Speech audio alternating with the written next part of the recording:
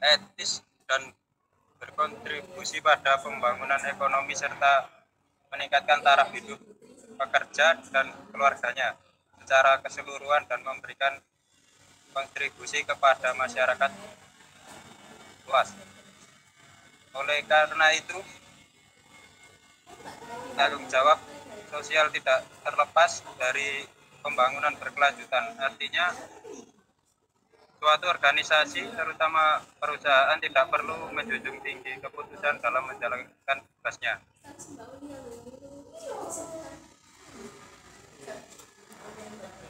Kemudian dilanjutkan pemateri kedua yang akan membacakan materi tentang manfaat tanggung jawab sosial. Pemateri 2 dipersilahkan.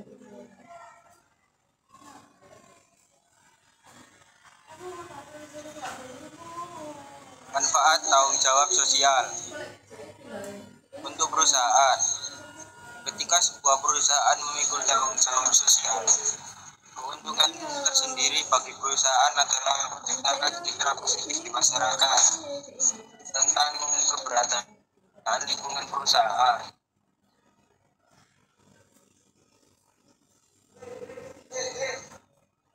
Dan manfaat tanggung jawab sosial untuk masyarakat. Manfaat sosial dari tanggung jawab sosial. Keuntungan tersendiri bagi perusahaan adalah menciptakan citra positif di masyarakat tentang keberadaan lingkungan perusahaan. Kemudian materi berikutnya akan dilanjutkan dengan pemateri ketiga. Waktu dan tempat dipersilahkan.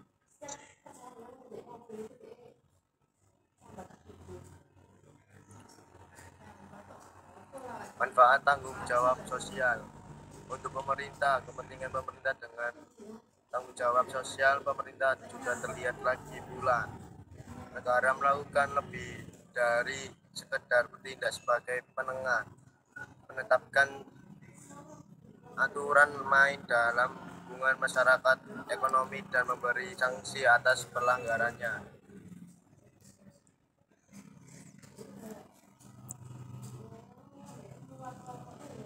Kemudian dilanjutkan pemateri berikutnya yang akan membacakan tentang tanggung jawab sosial dari organisasi. Untuk pemateri berikutnya dipersilahkan.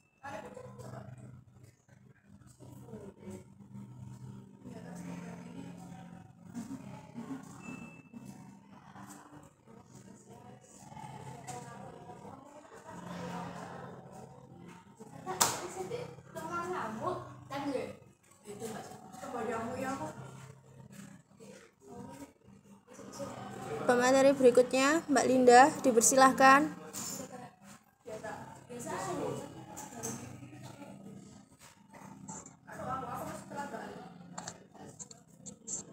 Baik. Tanggung jawab sosial dari organisasi. Organisasi bisnis prihatin dengan lingkungan organisasi, baik mereka yang secara langsung mempengaruhi dan dipengaruhi oleh kegiatan organisasi bisnis dan mereka yang secara tidak langsung terkait dengan organisasi bisnis. Pada dasarnya, semua organisasi dan bisnis pada akhirnya harus menyadari bahwa semua yang mereka lakukan adalah respons terhadap tuntunan lingkungan atau sebaliknya, upaya untuk memahami lingkungan. Memahami etika dalam bukunya, Etika Bisnis, Sonny Kraft menjelaskan asal-usul kata etika ada dua hal. Pemahaman etis. Yang pertama, berasal dari kata Yunani ethos yang berarti adat atau kebiasaan. Yang kedua, ilmu yang membahas tentang nilai-nilai dan norma-norma yang dianut oleh moralitas dan etika dalam pengertian yang pertama dalam kaitannya dengan adat dan kebiasaan tersebut.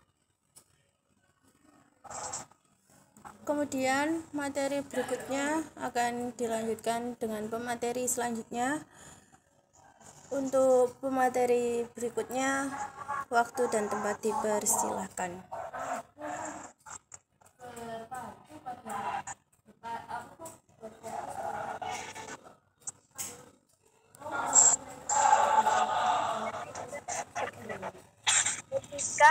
pandangan, keyakinan, dan nilai tentang apa yang baik dan buruk, benar dan salah.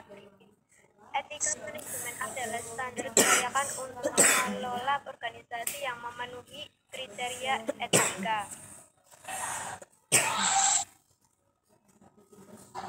Beberapa isu tentang etika manajemen. Masalah-masalah ini meliputi penggunaan obat-obatan,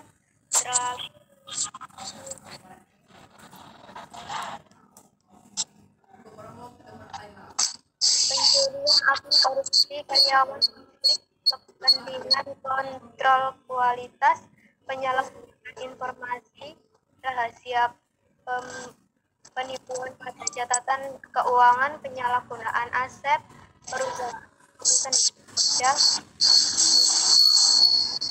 memberikan hadiah kepada individu yang baik,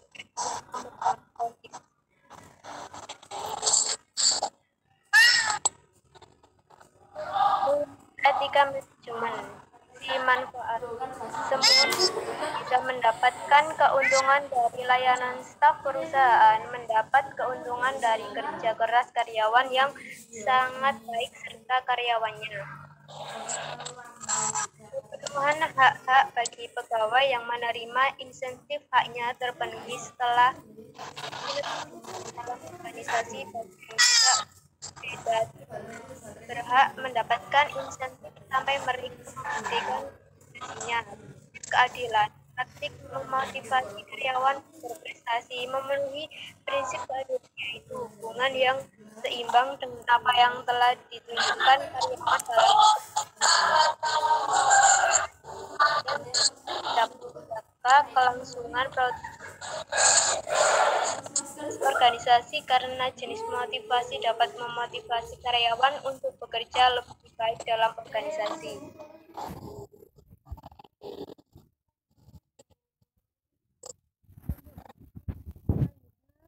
Materi akan dibawakan oleh pemateri yang terakhir. Waktu dan tempat dipersilahkan.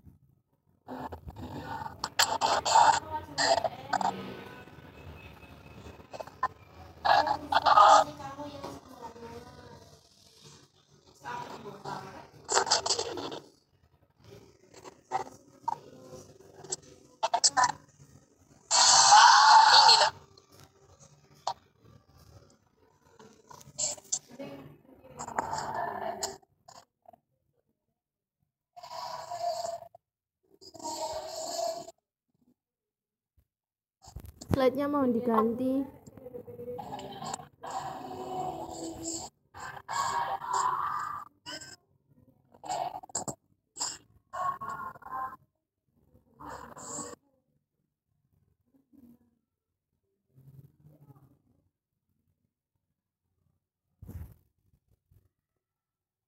Untuk pemateri berikutnya, dipersilakan.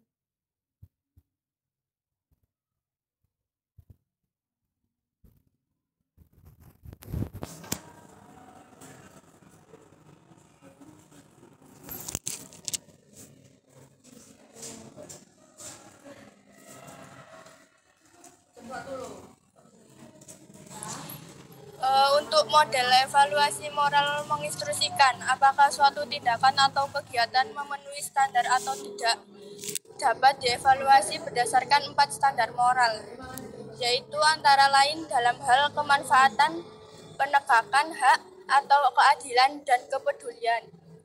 Misalnya, tindakan seorang manajer untuk memotivasi karyawan yang berprestasi. Tindakan ini bisa disebut tindakan etis atau memenuhi standar etika. Dari segi manfaat, jelas bahwa semua pihak dapat memperoleh manfaat dari prestasi para pekerja. Perusahaan mendapatkan keuntungan dari kerja keras karyawan yang sangat baik serta karyawannya. Dan beberapa hal untuk mendorong pelaksanaan manajemen, yaitu ada 2, pelatihan etika, advokasi etika. Pelatihan etika sendiri yaitu orang yang pada dasarnya harus terbiasa dengan sebuah organisasi yang beroperasi di dunia nyata membutuhkan waktu untuk melakukan ini. Advokasi etika sendiri mempunyai upaya perusahaan untuk menerapkan etika dalam operasinya dengan memasukkan individu atau kelompok yang berdedikasi dalam tim manajemen perusahaan yang berperan untuk memantau dan mengendalikan semua aktivitas perusahaan untuk memastikan memenuhi standar etika atau tidak. Standar aturan perusahaan sendiri juga mempunyai dua macam, yaitu perusahaan harus mengkomunikasikan kode etiknya dengan jelas kepada publik. Yang kedua, agar kode etik ini dapat berjalan dengan efektif, diperlukan dukungan dan tim manajemen melalui sistem pemantauan tertentu seperti sistem penghargaan atau dukungan. Keterlibatan masyarakat, upaya untuk memastikan bahwa perusahaan menjalankan bisnisnya secara etis, termasuk melibatkan masyarakat dalam setiap kegiatan perusahaan yang dianggap tidak etis.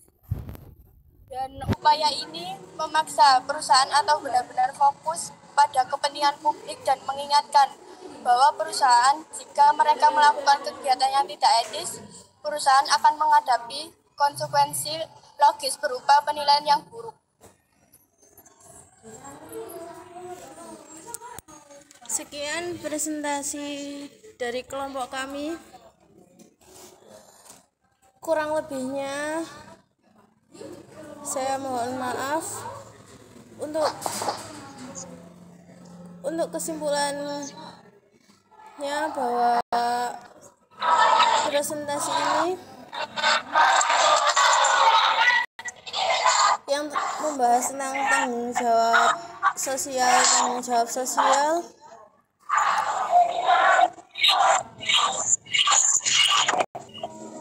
sosial dan etika manajemen adalah dua hal yang saling berkesinambungan serta mempengaruhi banyak pihak secara global. Menggabungkan hal tersebut dengan pertimbangan ekonomi memang sedikit rumit karena relatif orang berpendapat jika tanggung jawab sosial dan etika manajemen tidak serumit itu. Sekian dari kelompok 5. Kurang lebihnya saya ucapkan terima kasih. Saya akhiri. Wassalamualaikum warahmatullahi wabarakatuh.